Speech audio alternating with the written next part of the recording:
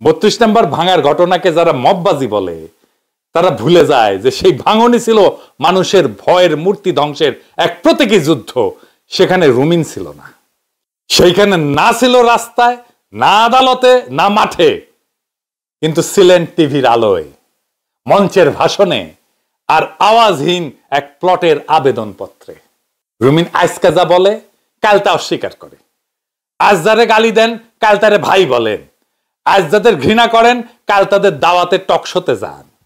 কারণ একটাই, কারণ তিনি বিশ্বাস করেন জনগণ ভুলে যাবে, জনগণ মনে রাখবে না, জনগণ বেকুবের বাচ্চা। এই জনতার স্মৃতি এখন কেবল প্রতিবাদের না, বিচার করারও স্মৃতি।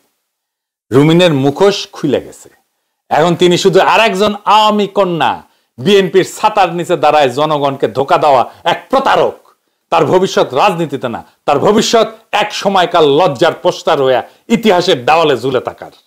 আর আমরা সেই দেওয়ালে শুধু একটাই কথা লিখে যাব, ভাষণ অনেক হয়েছে রুমিন, এবার বিদায় নাও। তোমার মতো আওয়ামী ছাওয়ের জন্য ইতিহাসে জায়গা নাই, ইতিহাসে জায়গা জনতার।